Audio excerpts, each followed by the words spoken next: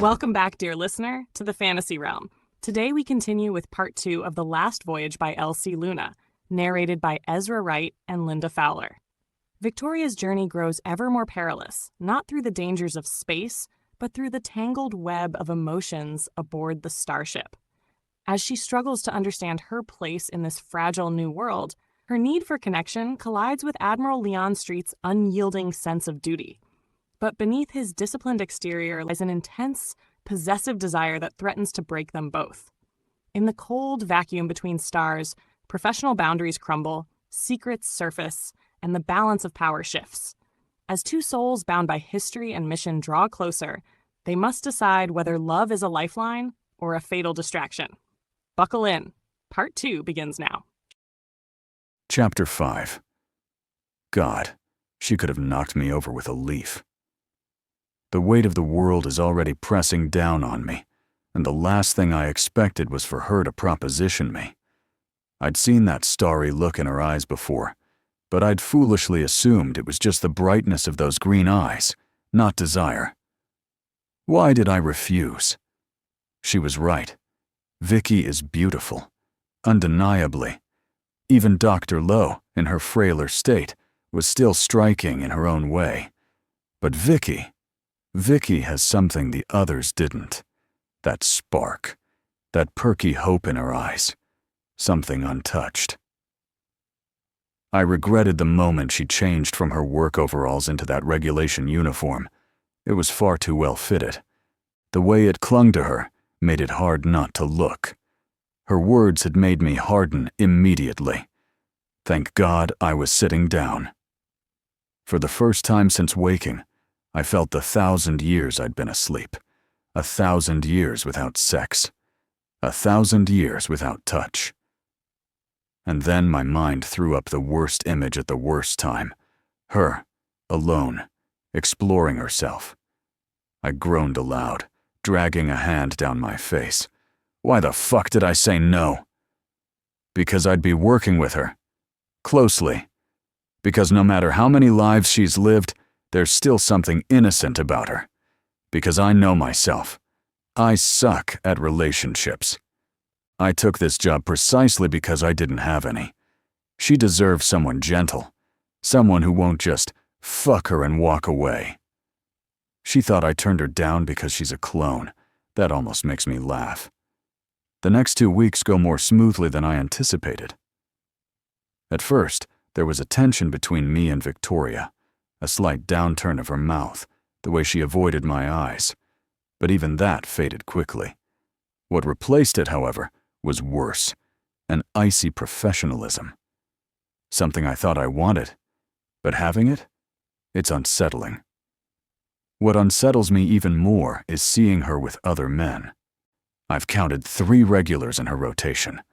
Friends, I told myself.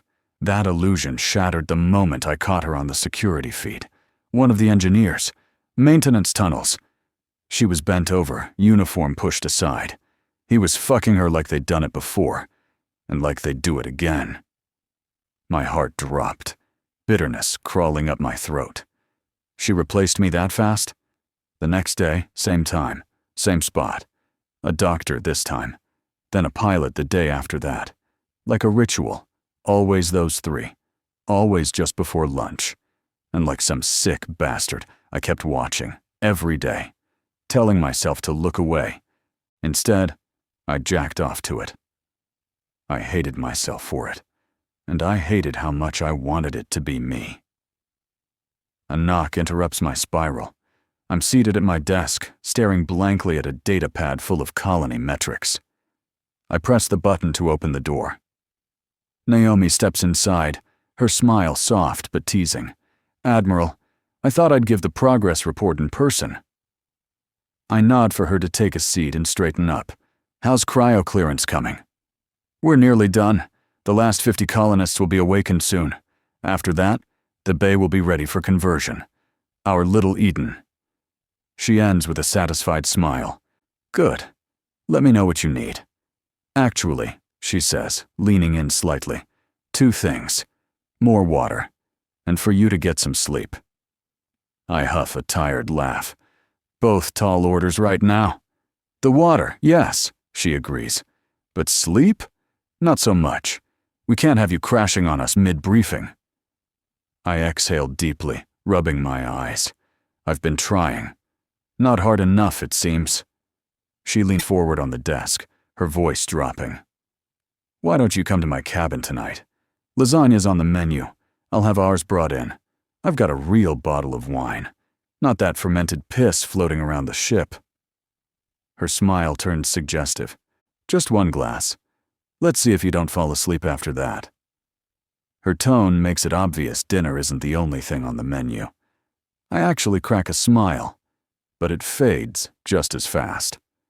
Who's making the moonshine? I ask. Naomi lifts an eyebrow, almost amused. You better ask your assistant, or whatever her title is. I frown, not following. Vicky, she clarifies. Word is, she's in bed with the engineer who's cooking the stuff up. Ah, I try to sound casual. She didn't mention that. Naomi shrugs. She seems to know everything else. I figured you knew. I don't respond. Vicky has been my eyes and ears these past 2 weeks, feeding me constant updates on morale, performance, even interpersonal disputes. But not this. Not her rotation. Not the man brewing moonshine under my nose. Naomi rises from her seat, her tone playful again. So, 8 o'clock? I meet her gaze. I'll be there. Don't worry, I won't be late. She grins, turning toward the door, looking forward to it. I leave for the lab to handle the debrief. The ship feels more alive now. There's more human traffic in the corridors. Nods and salutes greet me as I pass. There's a quiet gladness in me, and a sense of anticipation for the last of the colonists to be awakened. When I walk into the lab, I find Javi already preparing. The space feels fuller than it did when we first came out of stasis. Medical personnel move briskly around the room. I'm impressed by how well Javi manages his team. To be honest, I'm impressed by all the department heads. They've built systems that work, efficient, orderly, like a perfectly oiled machine. Ready, doctor, I say by way of greeting. He looks up from his datapad, pushes his glasses up the bridge of his nose, and exhales deeply. The ship has been running on full tilt these past 2 weeks. Yes, Admiral. Just about to initiate defrosting. I nod. Every nurse, every psychologist in the lab seems to know exactly what they're doing. Hours later, I leave the lab to grab a quick shower before meeting Naomi. Outside, in the corridor, I spot Vicky. I almost miss her. Her small frame obscured by one of the doctors, Luke Moore, one of the men who fucks her in the tunnels. It's her voice that stops me. Her head is tilted back, smiling up at him. At 5'2", she has to tilt her head when speaking to most men on this ship. I swallow a sneer before I speak, satisfied when the young doctor stiffens at the sound of my voice. Military background. It's clear in the way he composes himself.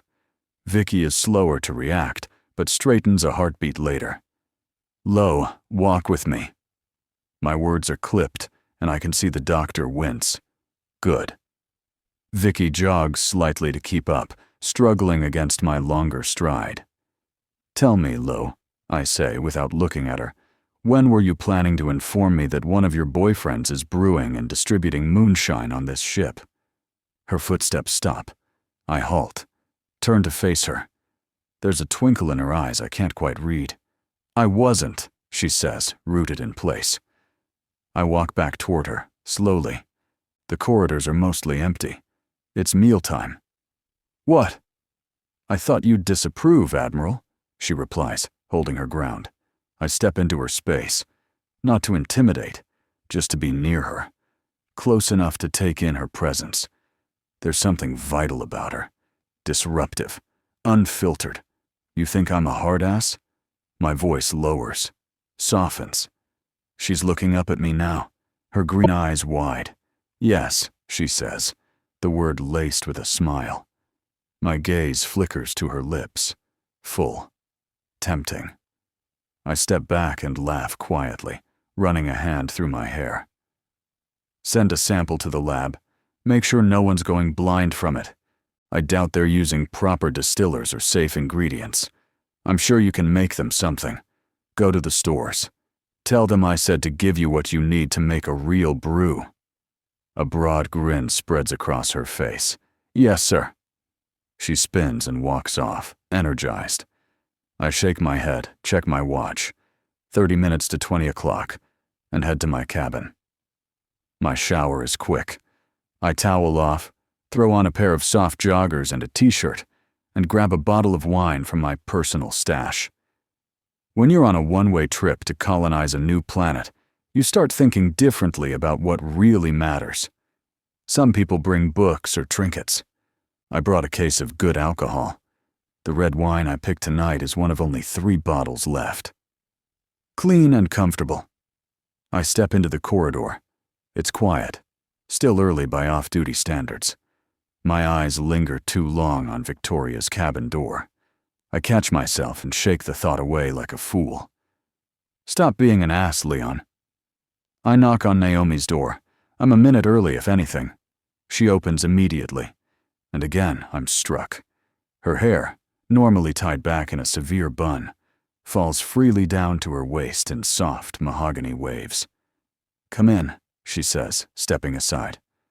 Her space is modest, smaller than mine, but roomier than most who don't hold departmental titles. I hand her the bottle, and her eyes light up with those dimples that appear when she smiles. Oh, nice. Saves me from having to share mine. Dinner is delicious. Or maybe I was hungrier than I thought.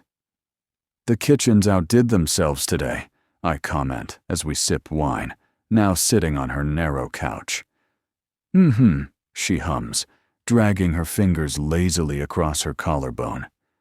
My eyes follow the movement to the soft swell of her cleavage. There's an invitation there, unmistakable in her gaze. I move in, kissing her softly at first, giving her space to change her mind. But she doesn't. She kisses back, hungry, sure, and I match her intensity. We undress with surprising speed. We'd barely talked about it, but neither of us wanted to. This was understood. Mutual. I groan as I enter her body wrapping around mine, warm and wet and willing. But when I look into her eyes, dark, soft brown, I hate the flicker of disappointment that hits me. I wish they were green. Vicky's green. I push the thought away, guilt tightening something in my chest. Naomi deserves more than that. She's beautiful, sensual, grounded. She's close to my age, and more importantly, she's safe. Not reckless and unreadable like Vicky. I focus. I give Naomi what she wants. She arches beneath me, her fingers gripping my back as her moans deepen. I watch her come, her eyes fluttering shut, her head tipped back in pleasure, and I feel a flicker of pride. Still, the words echo. Will you have sex with me? The memory slams into me with force, and I come hard, groaning into her neck. My mind flashes gratefully to Dr. Javi, who insisted all men receive a mandatory birth control shot until we could establish a long-term reproductive protocol. I collapse beside her, my breath ragged. Safe, I tell myself again. But it doesn't stop me from wondering, what the hell is wrong with me? I avoid Vicky all morning, still wanting to bask in the afterglow of my night with Naomi. There's a rare lightness in me, a fragile calm I'm reluctant to break. I bury myself in reports, infrastructure updates, water allocations, the latest assessments from the botanists. It's all a blur. But I keep reading, pretending that if I stay focused, I won't think about her. By the time the hour rolls around, the one I pretend I haven't memorized, my mind starts to drift. I try to stop it, try to push it down, but my hand moves on its own, hovering over the console. And then I give in. The feed comes to life. She's there. Vicky. Standing in the tunnels, tapping on her control pad, Routine. Innocent. Until the doctor from yesterday walks into frame. They talk for a minute, maybe two. Then she turns, pushes her coveralls down. Her ass, bare and shameless, catches the light. I suck in a breath, rake a hand through my hair. My jaw clenches as I stare. This is madness. I shut off the feed with more force than necessary. The silence that follows is deafening. Just like that, my mood crashes. Whatever peace I found last night is gone, crushed under the weight of a woman I keep trying and failing to stay away from. Maybe I should see one of the psychologists. They probably have a pill for this kind of thing, whatever this is. Obsession? It's not like me. I've never been that man. Even when I lost women I cared about, I moved on, always. I kept it simple, detached, controlled. But Vicky, she's different. The more time passes, the deeper she sinks into me, into my marrow, like something I inhaled without meaning to, and now I can't cough her out. She's in my bloodstream. I want her. That much is undeniable. Every cell in me reacts when she's near, even when she's not. But it's too late. Too damn late for that. She's moved on. And I let her. That's the truth I can't outrun. Chapter 6. The anxiety I used to feel around people has mostly faded.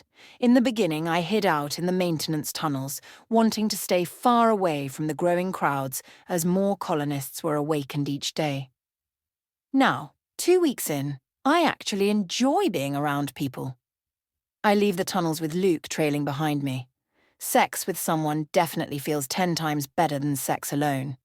I like my little rotation of men, Luke from medical, Kane from engineering, and Andy the pilot. They all know about each other. They all understand it's just a stress relief arrangement. Nothing messy, nothing emotional.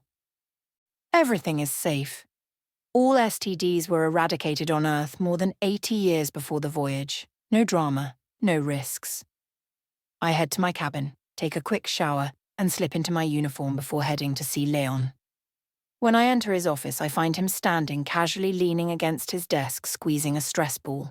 My eyes drag from his boots to the unruly curls starting to form in his longer hair. He's all lean muscle, a body built for combat and speed. God, I want to climb him like a tree. He's watching me, a ghost of a smirk on his lips.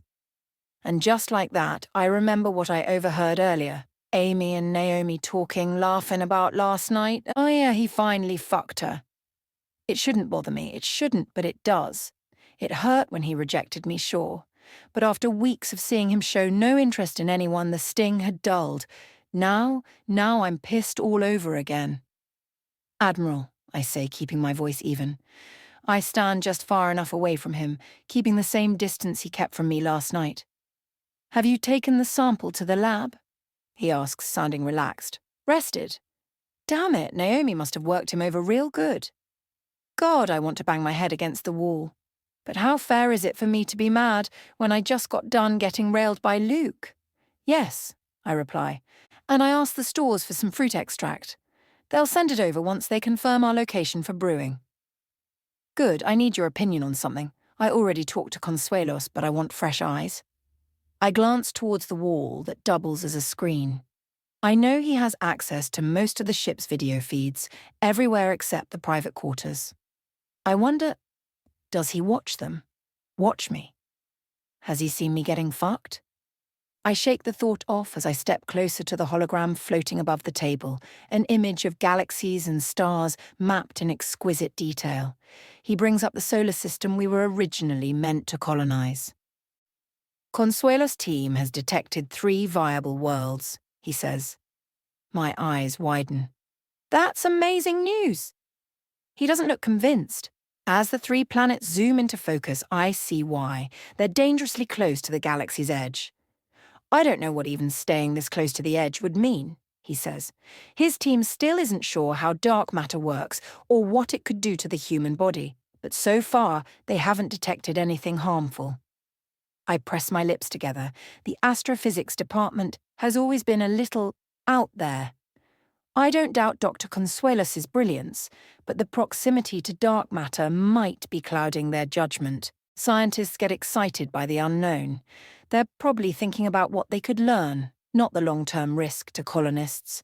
I suggest we look more inward. Leon stares at the stars for a long moment before nodding. Yeah. I was thinking the same thing. I'll tell him to keep looking. He's quiet for a long time, eyes still on the map.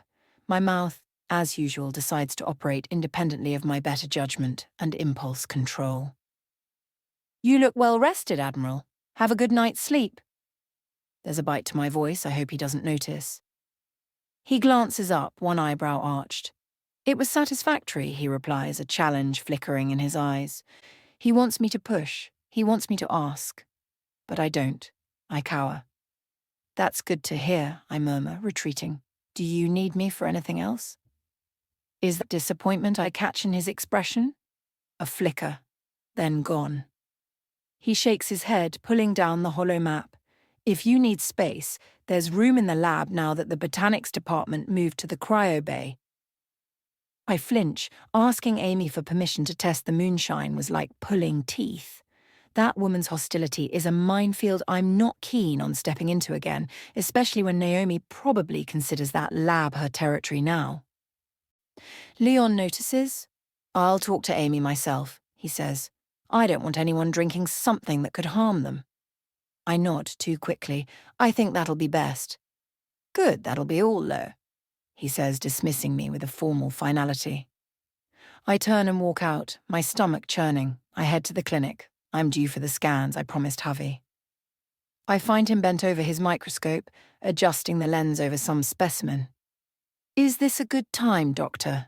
I ask. His golden eyes flick up to me. For a second, I see something there, recognition, but not of me, of someone else, someone who's been dead for over 1,000 years. The look vanishes as quickly as it came, and he gestures for me to sit. He's a handsome man, mid-30s, tall, lanky, exactly the kind of man Victoria used to fall for. I prefer men like Leon, hard-edged, muscled, all meat and no poetry.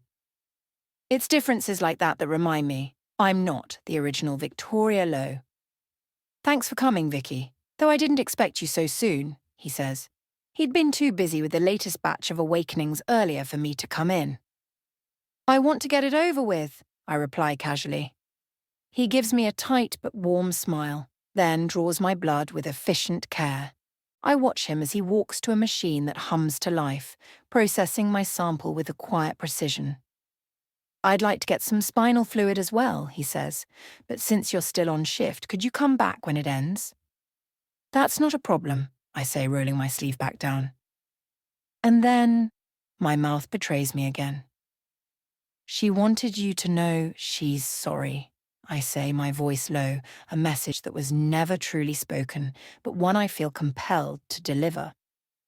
Javi stills, understanding immediately who I'm referring to. You were the one she wanted to see last, I continue, remembering Victoria's sorrow as her consciousness faded, her last tether to the world being him. He turns to me slowly, his jaw tightens, his eyes brim with unshed tears. That's all for now, Vicky, he says, his voice strained. I nod, silently accepting the dismissal. I climb down from the bed and walk out of the clinic with a strange hollowness in my chest. Some things are too heavy to give, and some too late to receive. There's a heaviness that comes with carrying the consciousness of 33 women. The loneliness they each faced. The worst part, though, is their final thoughts as they drifted away. It's not like the movies, no serene fade into light. It's terrifying, feeling yourself stop existing, wanting more time, more life, and sometimes not wanting life at all. Because of pain, because of the sadness. My next stop is what people have started calling the garage, though officially it's the engineering bay. I find Tasha and Kane loading up a toolbox. I walk up to them. Where are you headed? They both glance up. Tasha answers first. Cryo bay. We're helping with the installation of the hydroponics system. Oh, I try to keep the surprise out of my voice. I wasn't scheduled for that. I've noticed everyone in engineering's been assigned at least one shift there, everyone except me. Which is ironic, considering I know this ship better than Chief Engineer Matthias She ever will. Well, I say, shifting gears, before you go, I've got some good news and bad news. That gets their attention. They straighten, suddenly alert. Start with the bad, Kane says, and Tasha nods in agreement. Admiral Street knows about the brewing, I tell them. Their faces pale, not unexpected. Leon inspires equal parts fear and respect. Junior crew have literally turned around in the hallway to avoid him. Tasha was the first real friend I ever made. When I told her I had a proposition for Admiral Street, she thought I was out of my mind. He's hot, I argued. She agreed, then compared him to a tiger. Beautiful and ferocious like a tiger. You admire it from afar, but never try to pet. I disagreed. Still do. Maybe I'm just naive. Fuck, Tasha mutters. We're getting spaced, aren't we? The good news is he'll shoot us in the head first before tossing us out the airlock. I snort. No, not even close. You're insane. I let the suspense stretch just long enough. He told me to take a sample to the lab, to make sure it's safe for people to drink. They blink, look at each other, then back at me. What's the punishment? Kane asks cautiously. No punishment, I say. Actually, he wants me to build a proper distillation system. I think he wants us to start brewing for the whole ship. He even gave the store's team the go-ahead to supply us with ingredients. They stare, speechless. Huh, Tasha finally says. I don't know, Vix.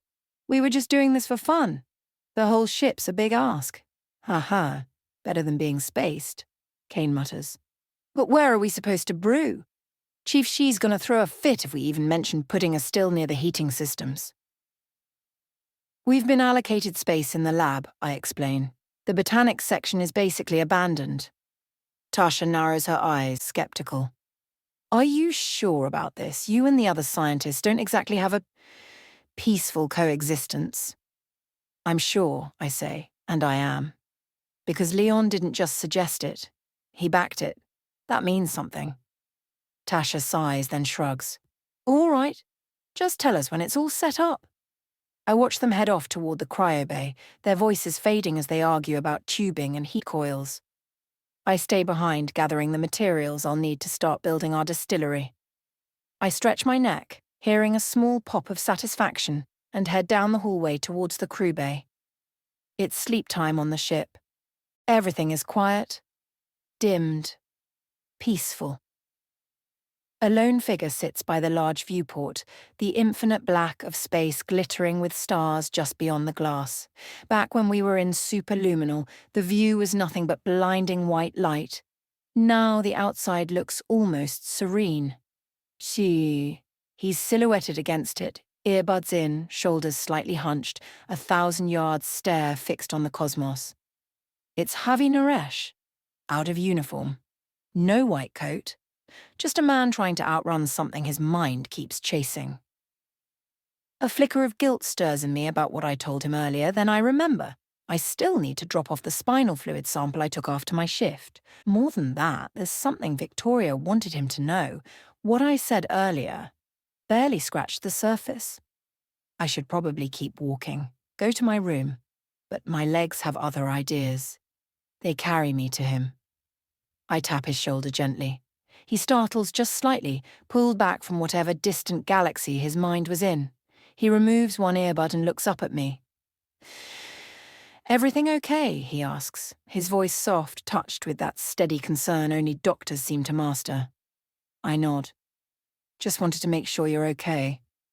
He leans his head back against the window, his eyes returning to the stars, says nothing, but I stay.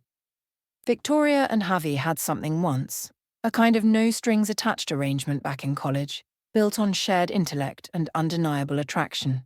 Naturally, they started sleeping together. Then came real life. Javi wanted more, marriage, a family.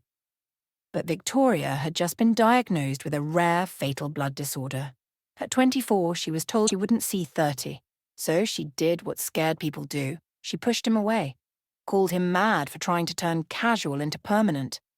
Harvey moved on, got married, had a son. And then the universe, as it often does, played its cruel hand. His wife and son died in a car accident. Meanwhile, Victoria, her health fragile but persistent, lived. She wanted to comfort him, to explain, but time and bitter words had built a solid wall between them. Years later, she was the one who recommended him for the head of medical. They saw each other regularly after that, always in the context of work, never personal, always distant. The silence between us stretches until it hums. I finally take a step to leave, but his voice stops me. "I got her message," he says quietly, the one asking me to see her before she died. I freeze. I was in Zurich, just finished a meeting. I didn't check my comms until later that evening. I'd been consulting a doctor running an experimental treatment for lymphoproliferative disorders. Something that could have helped her, maybe. His voice catches and then steadies. "I came as soon as I saw the message. 3-hour flight. I was too late." He turns to look at me, and his smile is the saddest thing I've ever seen. "She died 20 minutes before I got there." Tears sting my eyes. I look away, but they fall anyway. I cry for them both, for the years lost, for the words never said, for all the time that refused to wait. "I wanted her to know I was sorry too," he says, "that I should have been more patient, given her the space to tell me the truth." He exhales, deep and tired. Cruel, isn't it? 98% of Earth's diseases cured, and she had to get one in the 2% that wasn't. He stands slowly, his body moving like it remembers pain, and walks away down the corridor, leaving me with the stars and a silence heavy with things too late to fix. Chapter 7. Soil. "That's what we need for fruit plants to grow," Naomi says, standing in front of me, a small bowl of actual earth soil resting between us on my desk. I reach out and drag a finger through it. The rich, dark texture feels alien in this sterile ship, and it hits me harder than expected. A wave of homesickness. Grief. I pull my hand back. I'd sent the instructions to the botany department, specifically to Naomi, to expand fruit production. With Victoria nearly finished with the distiller, we're almost ready to brew. I know it'll drain a chunk of our food reserves, but with the garden system finally stabilized and the first batch of tomatoes already flowering, I'm optimistic. Thank God for modern biotech. Food that once took months now grows in 2 weeks. "You carried soil from Earth?" I ask. She blushes, and it's a rare thing.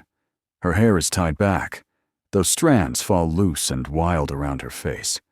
There's a healthy glow to her skin, sun-lamp-kissed. She cradles the bowl in both hands like it's sacred. "Yes, but that's not why I came here." She meets my eyes. "You want fruit trees? I need more soil, and more water." I press my lips together, thinking, I'll see what I can do about the soil soon. She relaxes, a sweet smile playing across her lips. Then she rounds the desk and plants a kiss on me, straddling my lap with a playful ease. "We've never done it here," she murmurs against my mouth. I'm tempted, deeply tempted, but the buzz of the door intercom slices through the moment. She lets out a long sigh and slips off me, returning to the other side of the desk, just as the door slides open. Amy walks in, slightly disheveled as always. Her gaze flicks between Naomi and me, and then she gets straight to it. "Admiral, I don't think the icebergs floating out there are a viable water source. All the samples I collected show pathogens, unknown, alien pathogens. I don't want to be the reason someone dies in the name of scientific curiosity." I nod, agreeing. I hope all the samples were disposed of properly. "Of course," she snaps, a little offended by the suggestion. Naomi leans against the wall. "Why don't we just synthesize water? Hydrogen and oxygen. That's all it is, right?" Amy shrugs.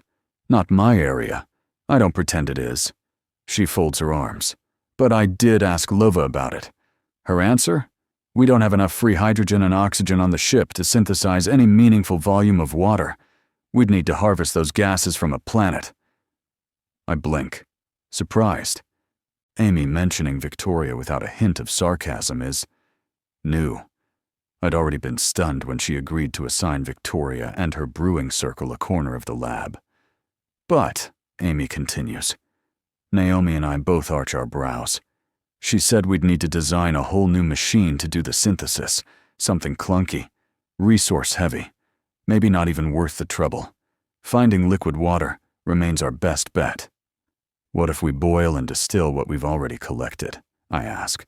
Would that kill the pathogens? It would, Amy replies. But engineering is pitching a fit about how much energy it would take. Matthias is being an ass about it, as usual.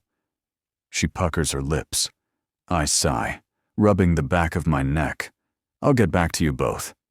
They nod and leave, their tension trailing behind them like vapor. Once the door closes, I stand and head out. Time to find Consuelos. I'm hoping, for once, that his good news is actually useful, and not just another fascinating breakthrough that helps no one survive. Consuelos's lab is a hive of activity when I step inside. His team of 5 is busy, eyes glued to terminals, fingers dancing over interfaces. They all straighten when they see me, instinctively. I wave it off. Carry on. I don't demand formalities, especially when someone's doing important work. I make my way to Consuelos's desk, where a holomap floats above the surface in soft blue light. His eyes light up when he sees me. Ah, Admiral. Just the person I wanted to see. He'd said he'd drop by my office with a status report.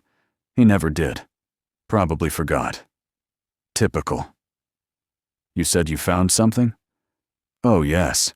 The pathogens in the ice. We traced their likely origin. We suspect the iceberg came from another galaxy. Can you imagine? Those little buggers traveling through space for thousands of years. His voice is bright with excitement. I nod and let him talk. Before long, his explanation drifts into the deeply technical. Evolutionary drift, molecular architecture, something about encoded stasis factors. It's over my head. Times like this, I wonder again why I'm in charge of these people. The best minds Earth had to offer. I was never a straight-A student. I studied just enough to graduate, then joined the military. My education was tactics, logistics, leadership, not dark matter or alien genomes. He finishes with a self-satisfied sigh, snapping me out of my thoughts. Anyway, he says, waving a hand dismissively, we found a planet. That gets my attention. And you're just telling me now? He shrugs, far less interested in this part. It's not viable for life, of course, but the scans suggest surface stability. I lean in. What does it have? Dirt. A lot of dirt, and a whole lot of hydrogen. A smile spreads across my face. How far? 3 days at superluminal, he says, bringing up the nav map and plotting a route. A pale green marker flares on the star chart. Can you send this to Captain Reed? He nods and taps a few controls. Done. Then, with a dramatic sigh, he turns to me and clicks his tongue. Also, I have a complaint. Amy wouldn't let me see the pathogen samples. She's banned me from the lab entirely. I sent her a strongly worded message about exactly what I think of that. She acts like she's the deputy admiral. We're all department heads. She doesn't get to treat me like a junior.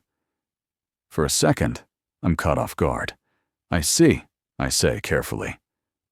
Sometimes, the best way to handle conflict is not to handle it. Getting involved would only escalate things. Let them burn out on their own. He seems satisfied with that, nodding and turning back to his map. I take my leave, slipping out as he dives back into the science. Whatever drama's brewing between departments can wait. For now, we have a potential source of the much-needed soil and a chance to push forward. I head straight to the bridge, where the air hums with quiet murmurs and the soft beeping of various consoles. Admiral on the bridge, an ensign announces. Everyone straightens. I still haven't gotten used to the title, Admiral. I'm still used to the title of Commander, a title I wore for years. But protocol is protocol. At ease, I say, making my way to Captain Reed. Have you received the GPS coordinates from Consuelos? I ask. I have, sir, he replies, pulling them up. Consuelos assures me the planet is stable enough to mine some dirt, I tell him. He frowns. Dirt? I nod. Yes, dirt. We need it for the garden. When do you want us to head there? How far is it? I ask. He looks over at his navigation officer. I've sent you the coordinates. Plot the best course and give me an ETA. The navigation officer gets to work, fingers dancing over the controls. After a moment, he turns back. Course is plotted. ETA, approximately 49 hours and 32 minutes at superluminal speed. Reed looks to me. Sir? Fire up the engine ASAP. The quicker we get there, the better. Reed nods crisply. Yes, sir. He turns to his crew. Prepare for superluminal. External integrity? Clear, someone replies. Engine clear? There's a brief pause. Lieutenant Natasha Payne listens intently to her comm, then turns. Engine is clear, Captain.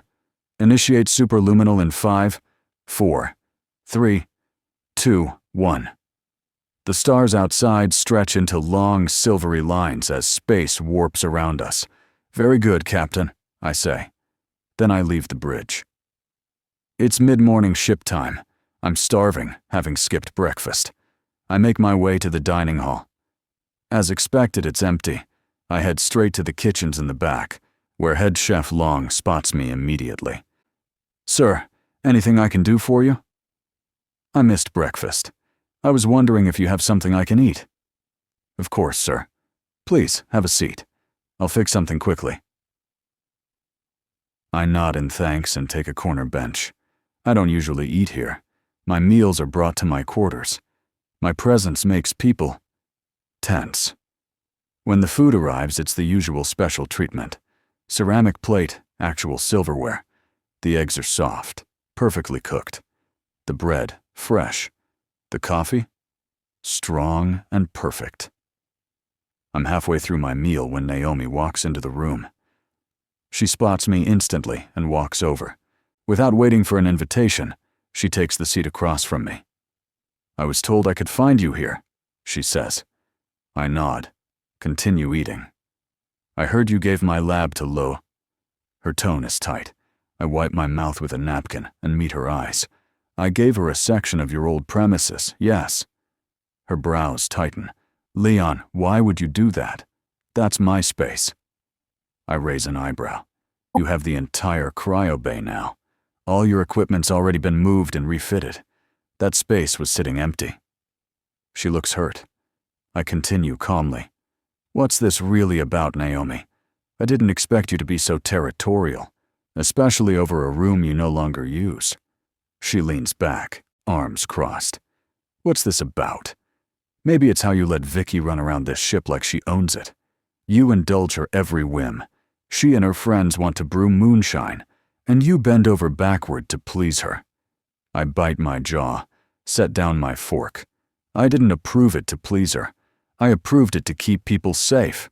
If they're going to do it, I'd rather they do it in a controlled environment. So, you're doing this for the crew? Yes, I say, without hesitation. She scoffs. Leon, people don't need moonshine. They need a morale boost. They need something normal. You think I don't see what's happening? We're sitting on a powder keg. Control of this ship is tenuous at best. Emotions are still raw. People are still reeling from the loss of Earth and Protus. If we don't give them a little normalcy, we risk losing the whole damn structure. And once that falls apart, we're all dead. She meets my gaze, defiant. There must be another way. Then tell me, which one? Because I'm working with what I've got. She looks away. I just don't want her in my space. I sigh, the tension in my shoulders spreading. Naomi, this is ridiculous. She glares, eyes blazing. Did she come up with this brilliant idea? I've never known Victoria to step back. I always wondered why she insisted on plastering that clone of hers to you. I blink, stung. Then I chuckle dryly and rub my face. That look in her eyes, condescending and mean. That's enough, Dr. Lopez, I say. She flinches at the formality, takes a breath, exhales slowly, but her voice is still sharp. I'm sorry, I just don't fucking trust her. I don't know what history you two have, I say evenly, but I won't have you undermine my authority just because we're sleeping together. She looks at me. I'm a woman, Leon. I get jealous. Maybe we need a break.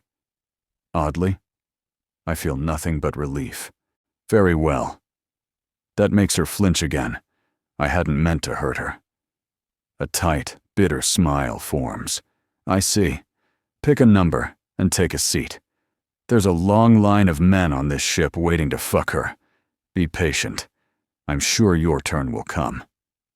Her words land like a slap, but the satisfaction on her face makes it clear. That was the goal. She gets up and walks away, leaving behind the sting of a fight that had nothing to do with a lab. After the morning brief, I walk out of the boardroom, and I hear Victoria trying to keep up with me. "Admiral, Admiral," she calls, her voice light and breathless. I slow my pace to accommodate her shorter stride. "I hear you're going planetside," she says, barely masking the excitement in her voice. "You heard right," I reply. "Oh, can I come?" she asks eagerly. I press my lips into a thin line. I've been trying to distance myself from her. I haven't turned on a single video feed of her escapades out of some twisted respect for whatever Naomi and I had. Now that it's over, barely a day past, I'll need to find new reasons not to be a pervert. "No," I say flatly, stepping into my office. She follows me close behind. Of course, I knew she wouldn't let this go so easily. "Why not?" she asks. It's always this with her. Familiar, insistent. No one else questions me like this. A part of me hates to admit Naomi might have been right. But she wasn't. Victoria's no idle dreamer. She's sharp, observant. People confide in her. Her easy manner makes her a magnet. And sometimes the information that falls into her lap is exactly what I need. "Well, why not?" I counter, sitting at my desk. "This is an alien planet. It might be dangerous. I don't want you hurt. I can be an asset. I can fly," she says quickly. I sit back in my chair and look at her. Mistake. My gaze lingers too long, but I bite down the pull I feel. "I have pilots with more flight hours than you could imagine," I say. "Well, none of them have a doctorate in physics and quantum mechanics, or a PhD in plant biology and botany, or are decent in combat," she says, counting off on her fingers. I raise a brow. "You're good at combat?" She shrugs. "Vicky 1 trained as a soldier, didn't she?" "Yeah, but it was basic, and she sucked at it," I remind her. Her shoulders drop, and she makes an incredulous face, her nose wrinkling. "Yes, but I improved. I've spent an absurd amount of time practicing in the assassin sim. I don't think anyone's beaten my top score." She mimes shooting with both hands, like a child playing hero. I can't help but chuckle. I shake my head. "Ask Shepard," I say. "He's putting the team together. If he thinks you're valuable, you can come." Her eyes brighten, lighting up like a flare. Thank you," she says, then practically runs out the door. I glance at my watch. 10 hours until we reach the planet. Everyone selected for the expedition has been briefed. It turns out we'll need 2 crafts just to carry the soil samples alone. The whole thing is shaping up to be more complicated than I anticipated. Every inch of that dirt will have to be screened, passed through a solar-powered sterilizer designed to kill bacteria and pathogens before it reaches the coast. I made sure everyone involved knows what's expected. I calm Victoria. She answers immediately. "Admiral," she says. "Where are you?" I ask. "Tunnels," she replies. "Do you need me?" "Yes, more than you could ever imagine. but I say instead, "Send me your location. I'll come to you." There's a pause, a slight hesitation. "Yes, sir," she replies. The hesitation stings. Is she with someone? About to be? The tunnels are her domain, after all. I don't feel guilty for interrupting. Truth is, I've been happy these past few hours. Amy requested her expertise, and she's been working non-stop on the sterilizing unit. Busy, occupied. No time for pleasure or company. Her coordinates arrive. I follow them with a sure, fast stride. My gut tightens when I realize where I'm headed. Her usual spot for trysts. I suppress a sneer and push forward. I find her standing beside a door tucked into a nook in the wall. "Admiral," she says, uncertain. I glance around. "I wanted to know where you hide out during the day," I say. Curiosity gnaws at me. The map listed this area as maintenance only. Cables and junctions. She hesitates, then steps aside and lets me in. The space is Spartan, but clearly lived in. A desk cluttered with little trinkets, a few books, a datapad, signs of thought, of care. Then my eyes land on the wall, and everything else fades. Scrawled across it are names, words, introductions. I am Victoria 1. Call me Tori. A frozen hollow image of her, of that version of her, next to the words. And down the wall it goes. Each variant of her name, each iteration. Different faces, expressions, lives. Victor, with a shaved head and defiant stare. V, all sharp eyeliner and mischief. 32 in all. At the bottom, a space marked #33. Blank. When I turn to her, guilt washes over me. "I'm sorry," I say quietly. "I shouldn't have insisted." She shakes her head and moves to the workbench. The sterilizer looks complete. "How does it feel?" I ask softly. "Carrying all of them? Inside you?" She glances at the wall. Her eyes are different now. Duller, haunted. "Hard, heavy, lonely," she answers. No quips, no smirks, just truth. Raw and exposed. I see a side of her no one else sees. I step forward and touch her cheek, turning her toward me. "If you ever want help easing that weight, if you ever want someone beside you, I'm here." It's not something I've said to anyone before. She nods slowly. The light from the overhead bulb catches her burgundy hair. The vulnerability in her gaze shifts, desire blooming in its place. My eyes drop to her lips, parted just slightly. She leans closer. I still have my hand on her face, and I brush my thumb across her bottom lip. I can't resist. I kiss her, gently at first, testing. She answers with hunger, her lips pressing hard against mine. She tries to take control, but I don't let her. The kiss deepens, devouring, greedy. She's a foot shorter than me, and the angle's awkward. I lift her effortlessly, and she wraps her legs around my waist. I press her against the wall. Our bodies grind together. The sound she makes, raw, involuntary, unlocks something in me. My arousal presses hard against her center, and I wish for a moment that these clothes would vanish. I want to bury myself inside her, lose myself completely. Then a knock. "Yo, Vix, you in there?" A man's voice calls. I freeze. She untangles herself reluctantly, straightens her clothes, and opens the door just a crack. "Kane," she says, her voice unsteady. "What's up?" "Is the distiller done?" he asks. My annoyance spikes. Of course. One of the guys she sleeps with. "Just about. Finishing touches," she replies, still breathless. I lean back against the desk, jaw clenched. "Oh, cool. You on for tomorrow? I miss you." "Right in front of me. I'll be going planetside tomorrow," she answers. Right. So the day after?" A sick feeling settles in my stomach. My arousal dies cold. She hesitates. "I'll get back to you." Sure thing. Calm me when you're free. I hear a ping, his comm going off, then his footsteps fading away. She closes the door and leans against it, her smile tight and uncertain. I straighten. I should go. She steps toward me, her hand on my chest. You don't have to. I look down at her, into those eyes I've wanted for longer than I'd like to admit. I think I should, I say quietly. I gather my words. I want you, Victoria, obsessively. Body, heart, and mind. But I've watched you with other men.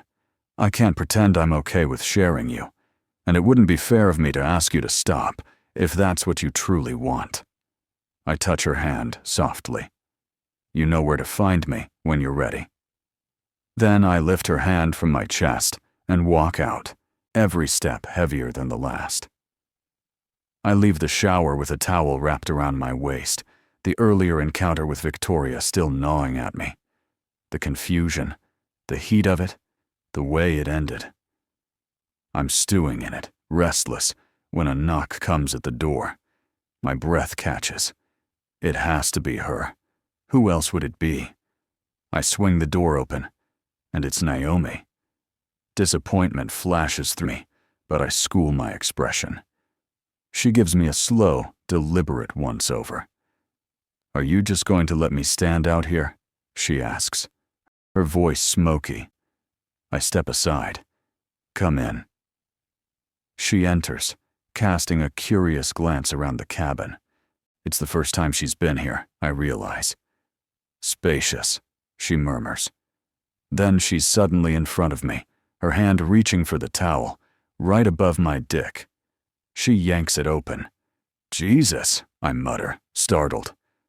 Her lips press to my neck, her fingers closing around me, already coaxing me to hardness. But I step back, grabbing the towel and wrapping it around myself again. What do you want, Naomi?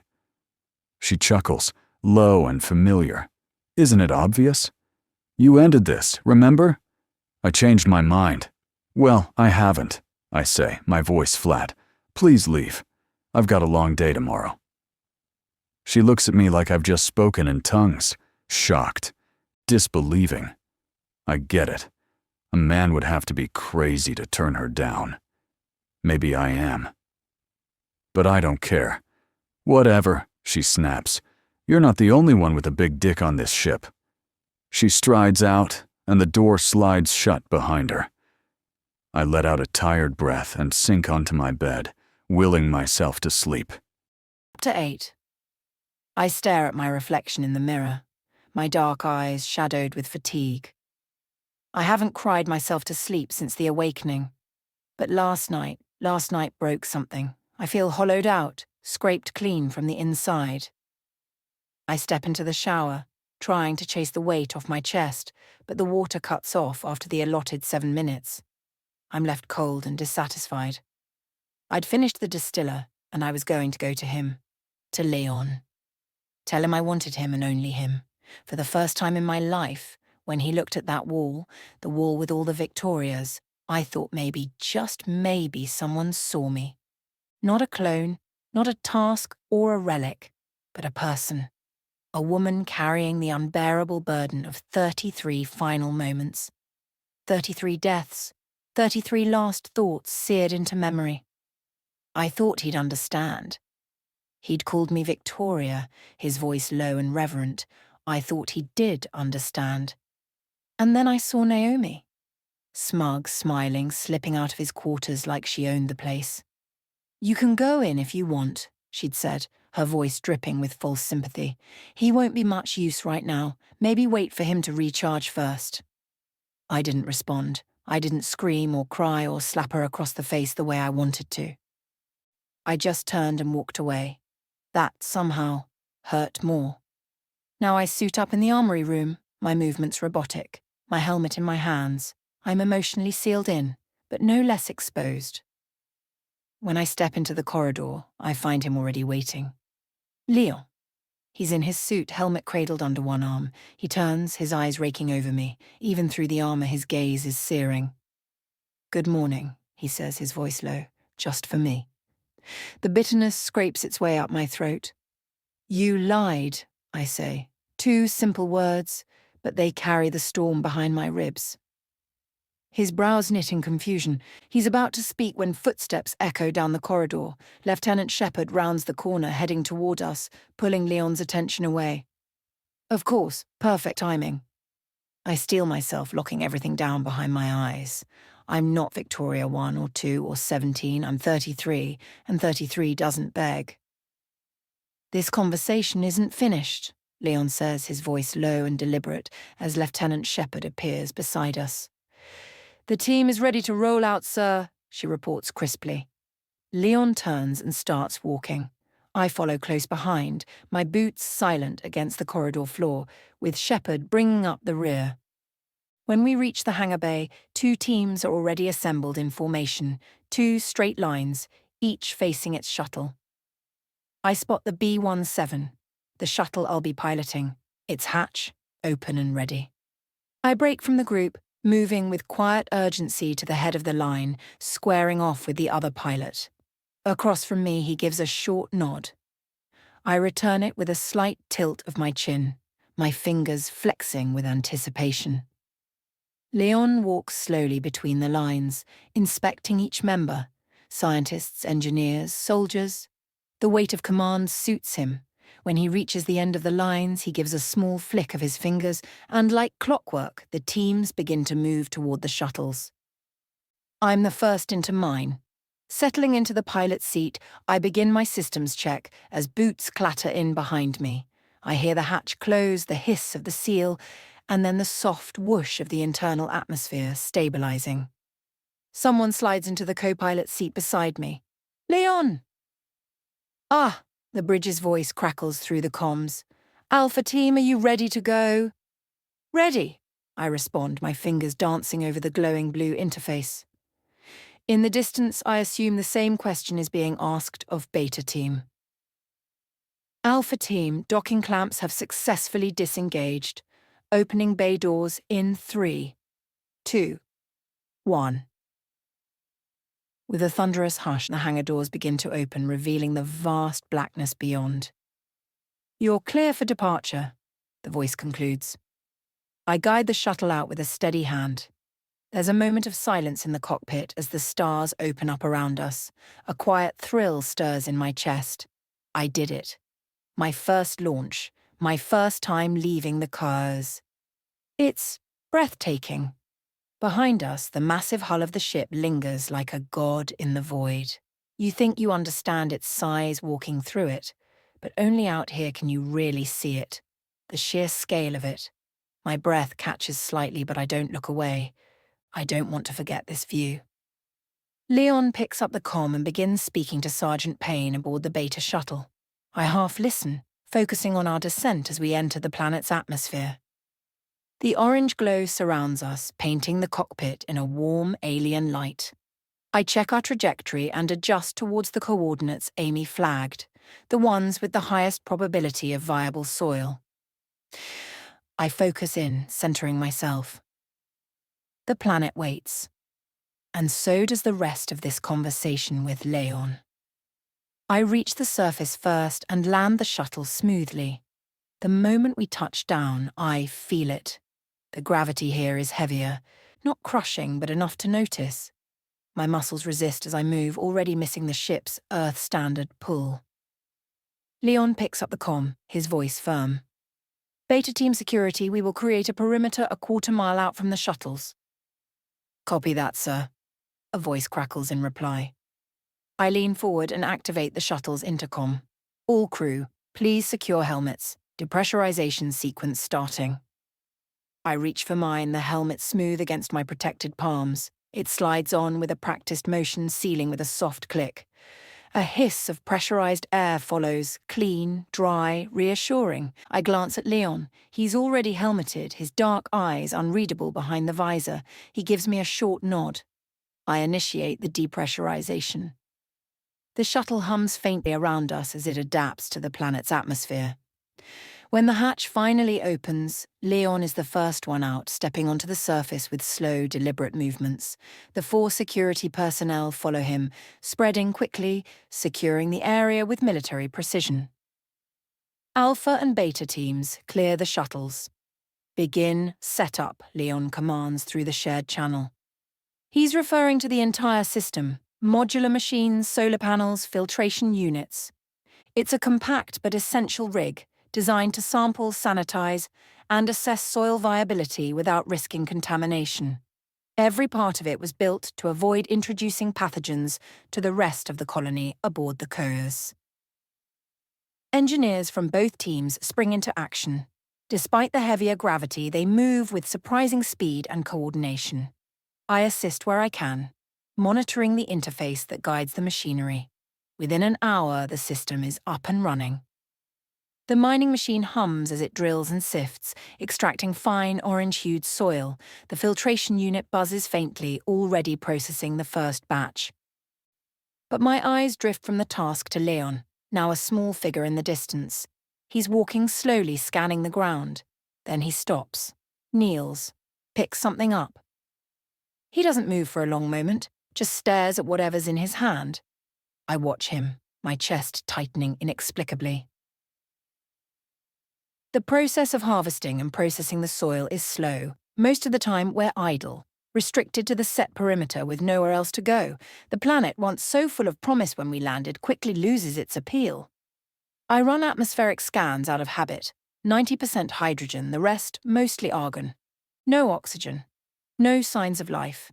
Just flat, dusty terrain stretching in every direction. The sky remains a hazy shade of burnt orange, and the landscape is as uninspiring as the first hour we stepped on it. What keeps the boredom at bay is the back-and-forth banter from the security team. Their dry jokes and ridiculous bets make the hours pass faster. The ground is coated in coarse sand, but after digging about 3 meters down, we struck real soil, dark stuff somewhere between red, brown, and black, rich, dense, and heavy. The scientists call it promising. I call it dirt. Once the vacuum-sealed containers are full, one of the scientists nods toward me. I tap my wristcom. "We're pretty much done here, Admiral." Leon responds quickly, turning his head to meet my eyes. "Good. Tell them to start packing up." "Yes, sir," I reply, then switch to the open channel. Begin dismantling and prep for departure. The engineers get to work, breaking down the solar panels and processing machines. Security helps push the heavy, sealed containers into the shuttle's containment bay. Strict decontamination protocols are followed to the letter. None of this alien material is getting back onto the couriers without being sterilized to hell and back. Before we board, we each go through a final round of disinfecting. A fine mist surrounds us at the shuttle's entrance, burning faintly in my nose even through the helmet. Or maybe that's just my imagination, because this suit is airtight. Once everyone's aboard and in place, I initiate repressurization. The shuttle hums as breathable air fills the cabin. I remove my helmet, letting it rest beside me, and savor the return of unfiltered sound. I open the comms. Alpha Team to course, ready for liftoff. "We're waiting for you, Alpha Team," a voice replies. I ease the shuttle upward, but immediately notice the difference. The liftoff isn't smooth. There's a subtle wobble, a sluggishness that wasn't there before. Leon notices too and glances at me. I press my lips together, already knowing the problem. Added tonnage and the heavy pull of gravity. I power the engines harder than I'd like, knowing I'm burning 3 times the fuel. The strain hums through the shuttle's frame, but she holds. Eventually, we breach the atmosphere. The moment we enter orbit, I exhale, the pressure lifting both inside and outside. "Hello, course. Please let us in," I say into the comm with a grin, deliberately skipping protocol. "Only if you say the password," a woman's voice teases back. "Alien dirt," I reply. Outside, the bay doors begin to open in welcome. "Please stand by for decontamination," she adds as a cloud of white steam hisses from the docking tunnel. I hover the shuttle in place until her voice returns. Decontamination complete. Proceed to docking area. I guide us in gently and dock the shuttle. The magnetic locks engage with a satisfying clunk. We're secured. Excellent work, Doctor, Leon says beside me. The hatch opens and the passengers disembark, passing into the waiting arms of Amy's team. I see her directing the second wave of disinfecting with clinical precision. I nearly roll my eyes. Of course, Dr. Amy Schulter is a germaphobe. Everyone filters out, except Leon. I reach to unbuckle, but his hand catches mine. We need to talk, he says. His tone is low, quiet, meant only for me. For a moment, I'd let myself believe he'd forgotten my words from earlier, that he'd buried them under professionalism, as he'd done all day. I'd half expected a message on the comms while we were planetside. A word, a glance. But there was nothing. Until now. And suddenly, we're alone again. No helmets, no missions. Just the air between us, filled with everything left unsaid. My eyes land where his hand is, and I turn, burning eyes on him, yanking mine away. You don't get to demand monogamy from me and then go fuck another woman. That's not how this works, Admiral. He flinches at the title, and I don't give a damn. He doesn't get to make me feel like a fool and walk away clean. I don't think I follow what you're saying, he says after a pause, his confusion flickering across his face.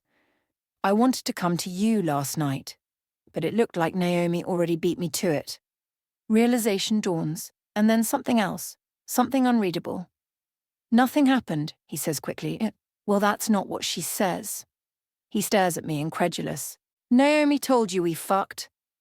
I press my lips together, replaying the conversation. She hadn't said it outright, but the implication was loud and clear. Well, I pause, more or less. His jaw flexes, his teeth grinding together before he speaks again. Naomi came to my cabin. She kissed me. She touched my dick. Jesus, you don't have to spell it out. I cut him off, jealous, rising up. No, I do, he insists. Because I stopped her. Before it got far. I told her to leave? I don't respond. A small smile tugs at his mouth. You are coming to my cabin? Heat crawls up my neck, and I glance toward the door. I think they're waiting for us to come out. He rises too. We're not done, he says as we step into the corridor. We're immediately hit with a wave of sterilization spray.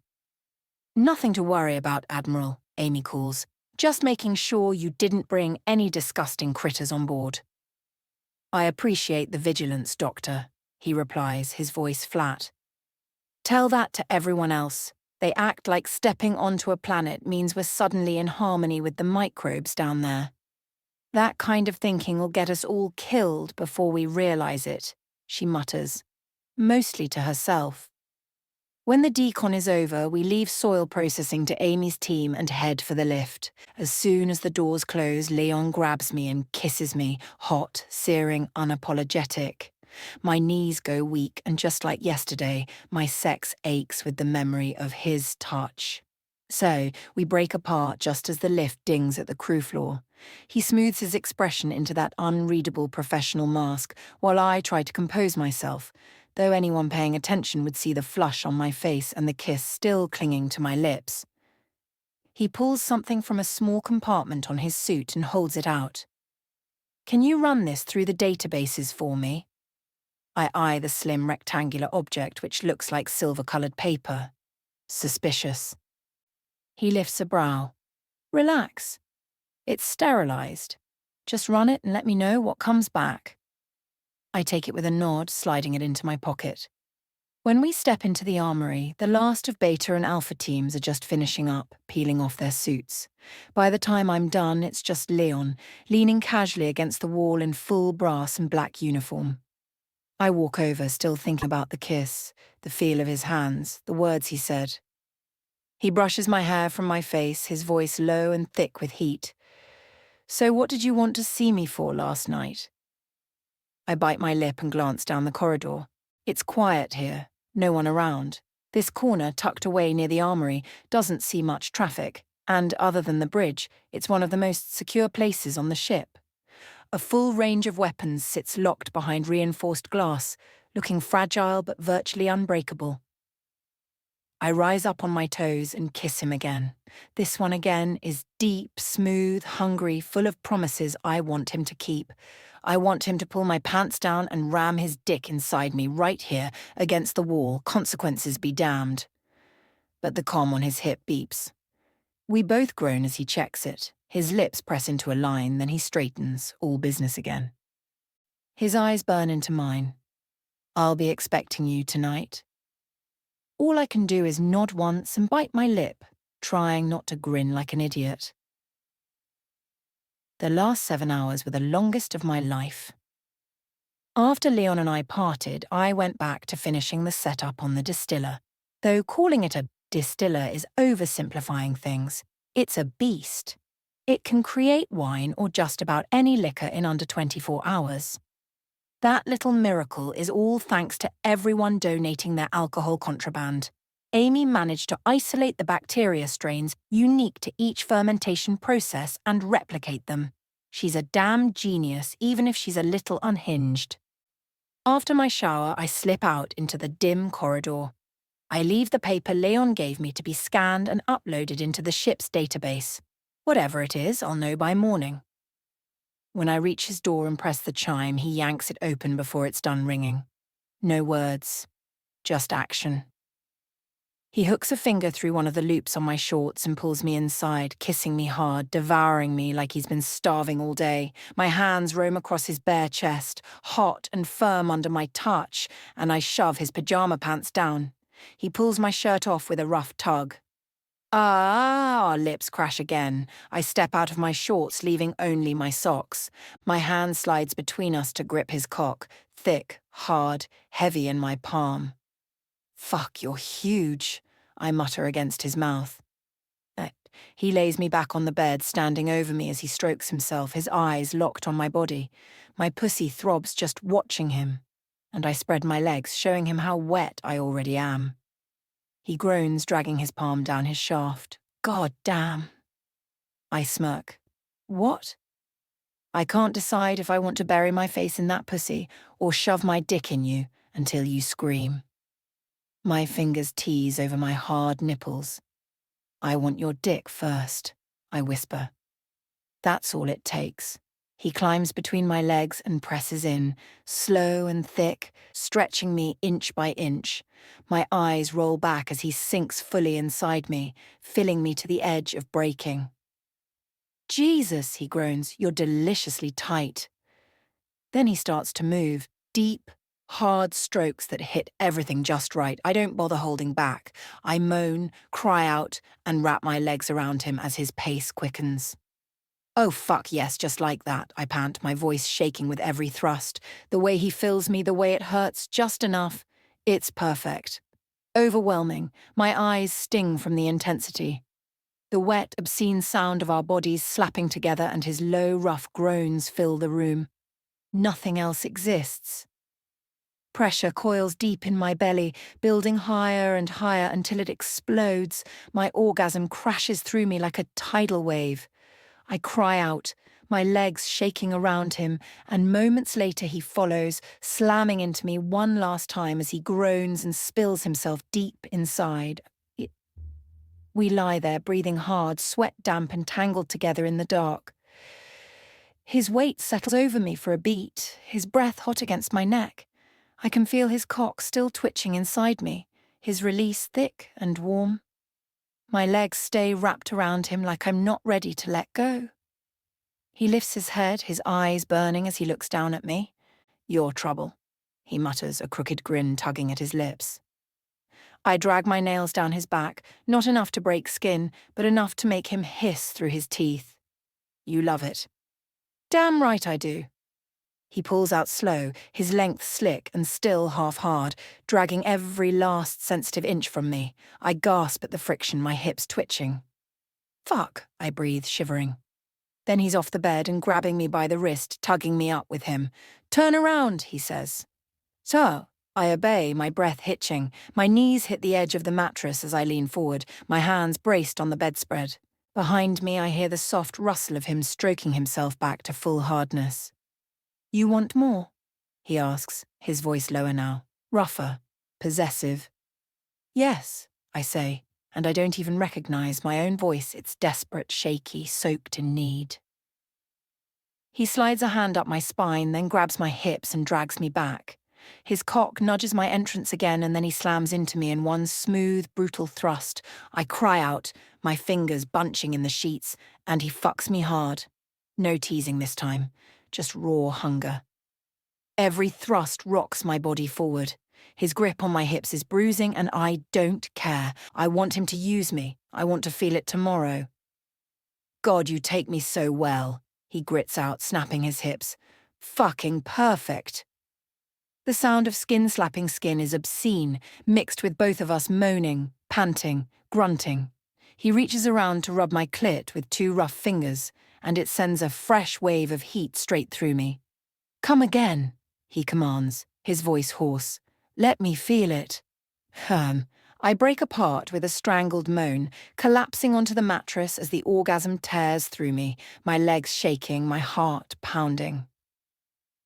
He follows with a deep, guttural groan, burying himself inside me and pulsing thick and hot as he empties again.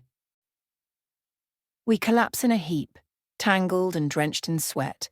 My body is limp, fucked out and buzzing from head to toe. He presses a kiss to my shoulder, then one to the back of my neck. "You're not leaving this bed tonight," he says. I hum, half laughing, half exhausted. Didn't plan on it. He pulls the blanket over us, wrapping an arm around my waist and pulling me close. His breath slows behind me, warm against my skin, and I let my eyes drift shut. My body still aching, still wet, still full. But satisfied. Completely, thoroughly fucked. I know my sleep will be deep enough to keep the nightmares away. Chapter 9. Waking up with a warm body next to me startles me. For a second, I don't know where I am. The sheets smell unfamiliar but clean, the room's too big, the walls too plain. Then it hits me, Leon. A slow, satisfied smile tugs at my lips as memories from the night before come flooding back. His hands on my thighs, the way he filled me, fucked me like he was starving, and I was his last goddamn meal. I stretch my legs and feel that sweet, dull ache between them. Well used and still wanting. Carefully, I slide one leg over the sheets and reach for my comm. 5:30 ship time. Most people are still out cold, save for the unlucky bastards pulling bridge duty. If I slip out now, no one will know where I spent the night. I can shower, look innocent. But the arm draped lazily across my waist tightens suddenly. "Where do you think you're sneaking off to?"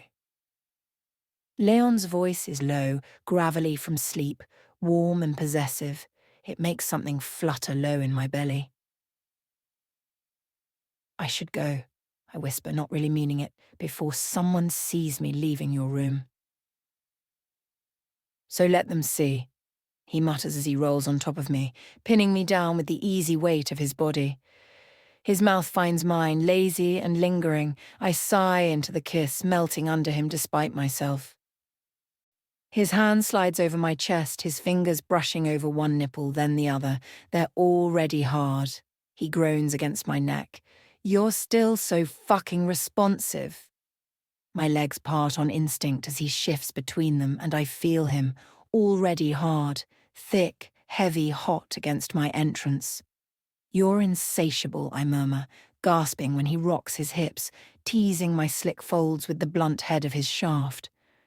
"Just addicted to this pussy," he growls, and then he pushes in slow, inch by thick inch, until he's seated fully inside me, stretching me open all over again. "Fucking hell, you fit me like a glove." My fingers dig into his back, a moan ripping from my throat. He starts to move, slow, lazy, deep thrusts that make my toes curl. Every stroke drags along my walls, his hips grinding against mine just right. "Fuck," I hiss. "Yes." "Just like that." "You like being filled first thing in the morning?" He rasps, his voice dark and dirty. "Waking up stuffed full of dick."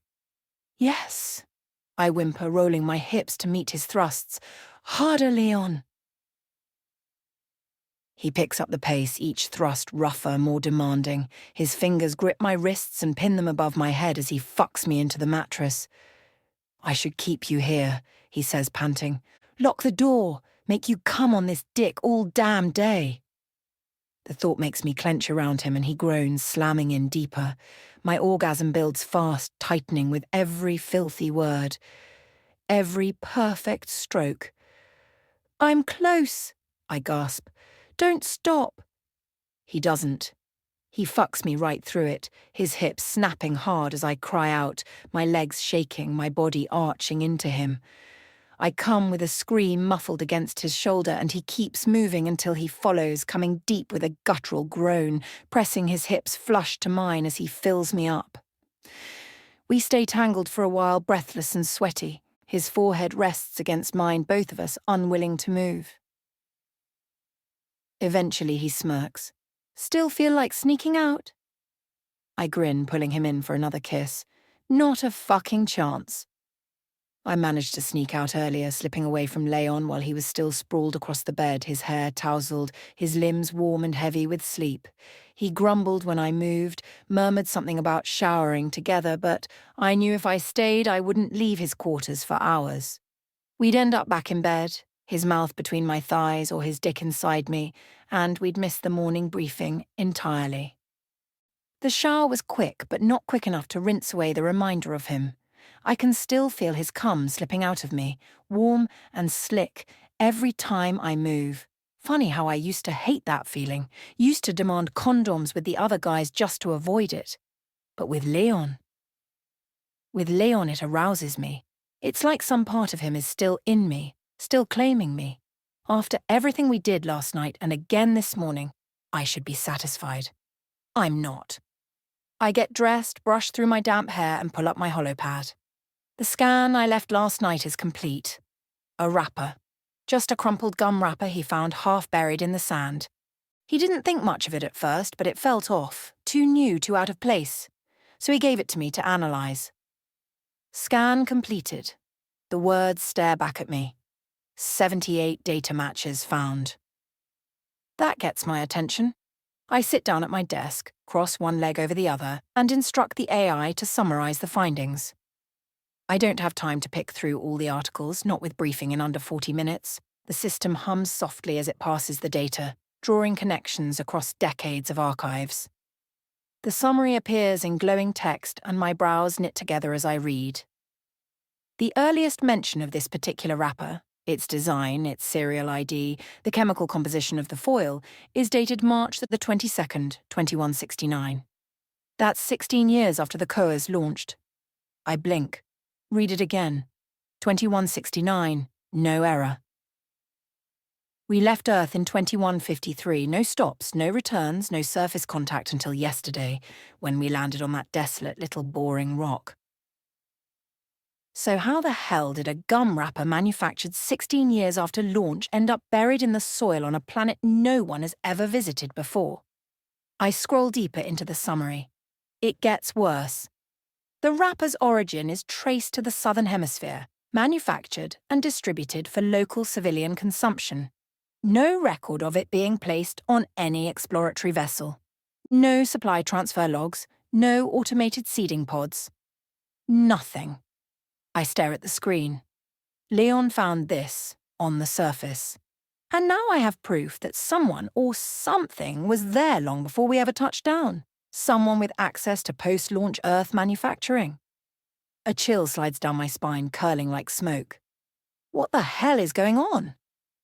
By the time I walk into the briefing room, everyone's already in their seats. The lights are bright, displays humming quietly, and there's a precise, alert energy in the air, like everyone here remembered they're on the frontier of something. No yawning, no dragging feet, just sharp eyes and sharper focus.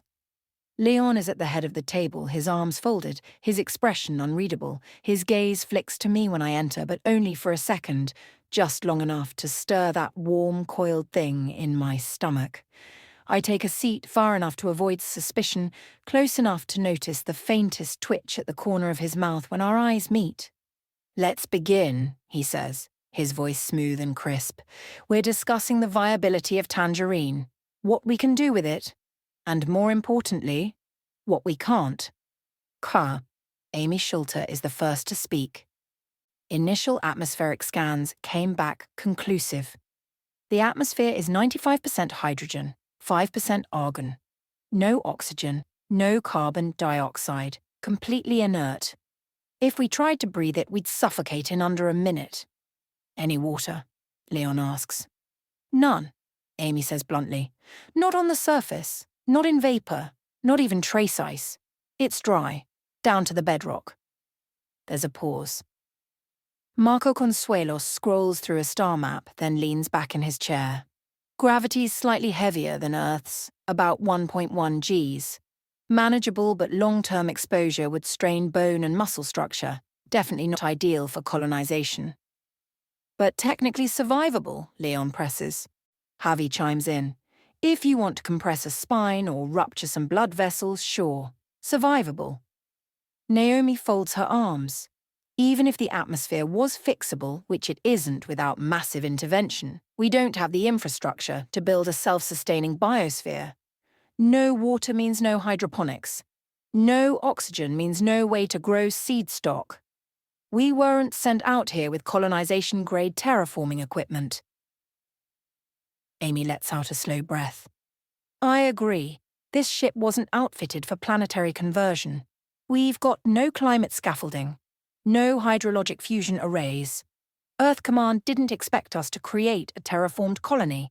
And even if they did, the tech we left Earth with would take centuries to make this planet livable. Not decades. Marco glances at the terrain projection spinning idly on the table. Even if we could build domes and inject breathable air, we'd still have to import water or harvest it from passing comets. Not exactly cost-effective. Leon nods slowly, glancing at the dusty orange terrain turning silently behind him. So to summarize, promising mineral deposits, yes. Life, no. Viability for settlement, no. Terraforming not possible with current ship resources. People around the table nod. Leon's grey eyes land on me, piercing, warm. His voice stays professional, but there's something under it. Loathe? Did you finish the scan? I nod, lifting the wrapper. Rectangular. One side silver, the other white. The word coolers, printed in green block letters. Captain Reed frowns. Coolers? Like the gum company? I glance his way. Exactly. Leon turns slightly. I picked that wrapper up yesterday on Tangerine. I asked Dr. Lowe to run a scan on it. Naomi blinks. Did it fly out of the shuttle when you landed? Her confusion is mirrored around the table. Everyone looks equally baffled. Leon shakes his head. No, it was half buried in the sand. It was there before we arrived. He nods to me. Go ahead. I adjust the display, bringing up the scan data. The earliest record I found of this specific wrapper design is dated March 22nd, 2169. That's 16 years after we left Earth. A murmur ripples through the room. There's no dust erosion on it, I add, zooming in on the projection. 2 faint grey lines stretch across the wrapper. These look like boot prints. Someone tracked it here, from somewhere. Amy leans in, her voice tight. But the year 2169, that's not possible. Leon's arms are still folded, but I can feel the shift in his silence, a quiet intensity, a focused weight. Marco frowns. Are we sure it didn't come from us? One of the shuttles, maybe? I shake my head. I cross-referenced the batch code. That flavor was only in circulation for 6 months, sold exclusively in Earth's southern hemisphere, to commemorate the first viable lunar colony. It doesn't match any known inventory or supply manifest on board. Leon's voice is low. So someone landed there. Before us. Or, I say carefully, someone was already there, started the journey long before we launched. Either way, Earth Command never logged it, not in the data we had, at least before the blackout. A silence settles, long and thick, heavier than gravity. Then Leon taps the table once, sharp and decisive. New objective. We're not writing Tangerine off yet. Something's going on. He shifts his gaze across the room. Amy, rescan the surface. Look for heat signatures, synthetic material, anything buried. Marco, pull old Earth satellite archives, encrypted transmissions, black budget logs, anything that might point to another expedition or colony. Finally, he turns to me. His voice is steady, but the air between us feels stretched tight. Vicky, keep going through the wrapper metadata. See if there's microbial residue. Even a single skin cell might tell us who dropped it. Already on it, I say. He doesn't smile, but I catch it. A slight loosening of his jaw, a barely perceptible exhale. No one else would notice, but I do. Just like I noticed the faint scent of him still clinging to my skin in the shower this morning. Just like I notice how he doesn't look at me too long, as if he knows he can't. Around the room, people return to their screens. Data pours in. Commands are issued. On the surface, it's all protocol and discipline. But underneath it, beneath the numbers, beneath the dry, lifeless soil of Tangerine, something is buried. That's when a Lieutenant Lin steps through the door, young, nervous. His eyes lock on Leon, and he snaps to attention so fast it looks painful. But then he hesitates, turns toward Captain Reed instead and leans in to whisper. Reed's chair scrapes back. He's on his feet before it hits the ground. His face is a storm of disbelief. Captain, Leon says. Reed clears his throat. Sir, Lieutenant Lin here says they've scanned something that appears to be a ship. Every head in the room turns. A wave of stunned silence. If you'll excuse me, sir, Reed mutters, already moving for the door. Leon follows instantly, his stride tight with purpose. I rise and trail them, my heart hammering, already knowing the others are rising too. No one wants to be left behind. We all head for the bridge. On the bridge, a hollow blur, pixelated, dark, hangs in the void of space. It sharpens slowly on the screen, then like a ghost surfacing from water, a ship takes shape. My heart stutters. I know that silhouette. The angles, the rear propulsion arch, the unique ventral ridge. They match sketches from one of my old notebooks, designs I'd drawn up during my college years, back when I was still just Victoria Lowe, an engineer dreaming too far ahead of her station. I glance around the room. Tasha is at her post, golden-tipped locks twisted into a tight bun, her white uniform crisp. It's easy to forget she's a lieutenant. Engineering gets casual. But here on the bridge, she looks every inch command crew, part of the liaison rotation. Her face, too, is focused on the feed.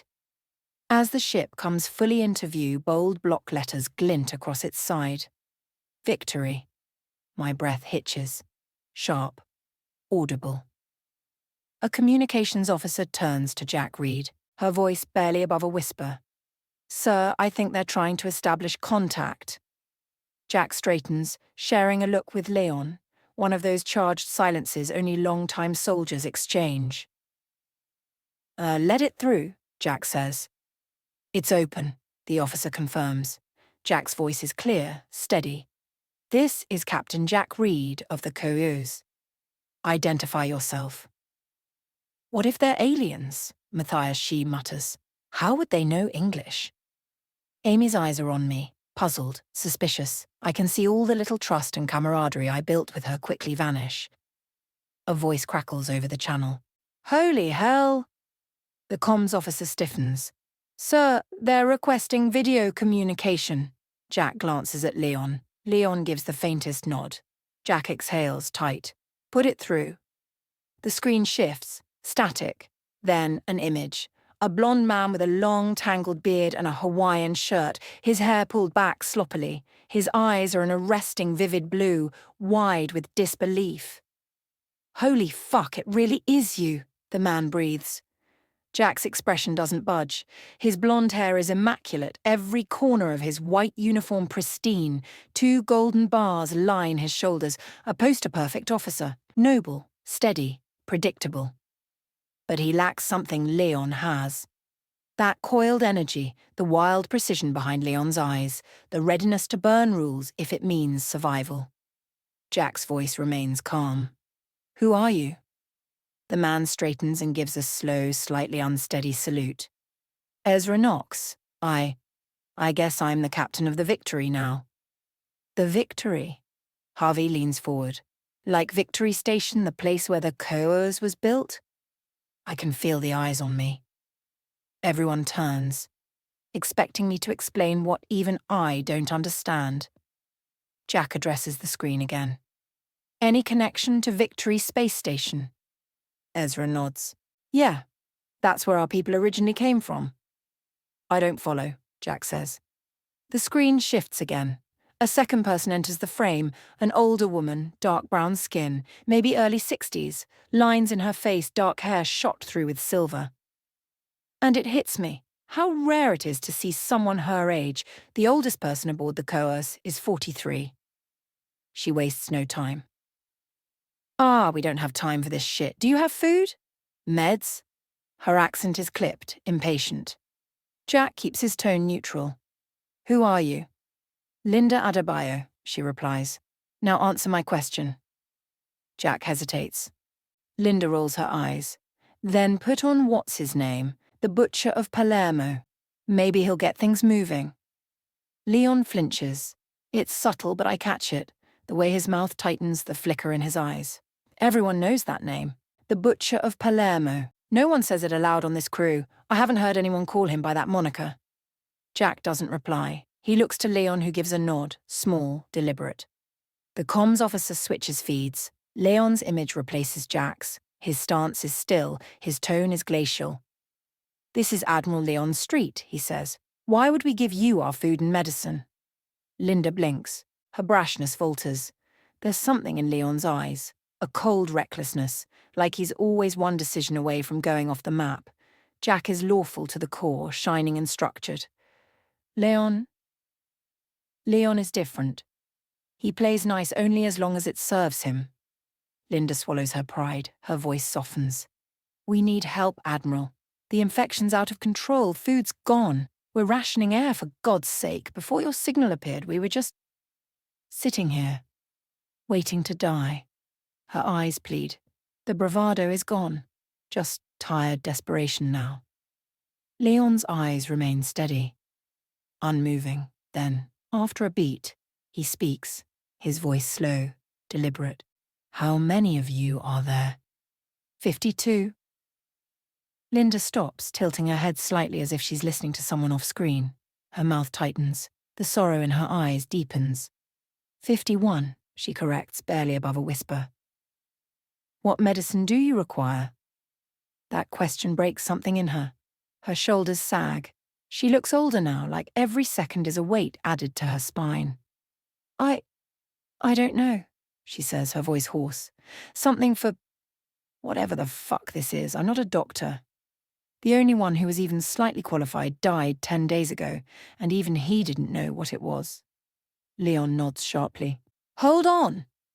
He turns to the comms officer and signals with a curt hand gesture. The feed goes dark.